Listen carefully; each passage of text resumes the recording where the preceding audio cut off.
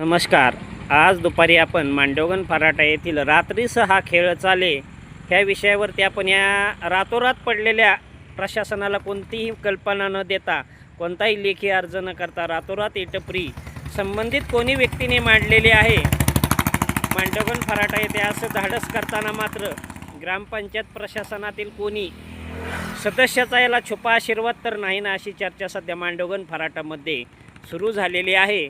याचं कारणही तसंच आहे की मांडवगण फराटा ग्रामपंचायतकडे अनेक जणांचे 2010 नंतरचे अर्ज आहेत जागा मिळावी म्हणून व्यवसायासाठी, आणि त्यानंतर 200-300 या ठिकाणच्या ज्या गाळ्या टपरे पाडलेल्या आहेत त्यापैकी तर कोणी टाकू शकत नाही.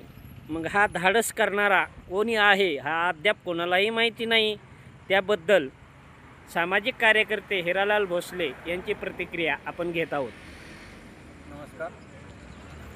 मी वंचित भाषेपारधी समाजातील सामाजिक कार्यकर्ता हिरालाल भोसलेबद्दल सांगायचं विशेष म्हणजे रात्रीचं हा खेळ चाले. म्हणजे काल रात्रीला ही टपरी देऊन पडली, परंतु याच्याकडे प्रशासनाचा डोळे झाकपणा होतोय. सांगायचा उद्देश असा आहे की 2010 साली आमच्यासारख्या असंख्य तरुणांनी ग्रामपंचायतीची टपरी मिळावी म्हणून आम्ही अर्ज केले होते. त्याच्या अगोदरही आम्ही माशाचे धंदे करत होतो, रस्त्याला बसत होतो.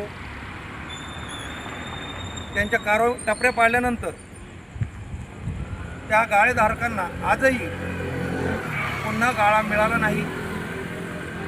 त्यांनी ते गाळे न मिळाल्यामुळे खाजगी गाळे ज्याचं भाडं 10 ते 5 हजार रुपये असू शकतं अशा पद्धतीचे गाळे करून ते आपले व्यवसाय कसतरी करत आहेत. सांगायचं विशेष असं की ही टपरी रात्रीला येऊन पडली, मग यामागं कोणता ग्रामपंचायत सदस्य आहे की सरपंच आहे, नेमकं कोण आहे की फक्त त्यांच्या आदेशानेच हा रात्रीचा हा खेळ चाले. तो फक्त सामान्य नागरिकांसाठी त्यांचा नियम कायदा लागू आहे, मात्र यांच्यासाठी नाही. भरपूर विषय आहेत सांगण्यासारखे की ग्रामपंचायतच्या नाकावर टिचून हा रात्रीच खेळ चालतो. त्याकडे डोळे झाकपणा होतो, प्रशासन त्याकडे डोळे झाकपणा करते, कोणी उत्तर उरवडीचे देते. आजही आम्ही फोन करून विचारला असतं ग्रामसेवकाला विचारलं की बाबा हे काय चाललं आहे, तर तो म्हणाला आम्हाला याच्याविषयी काही कल्पना नाही.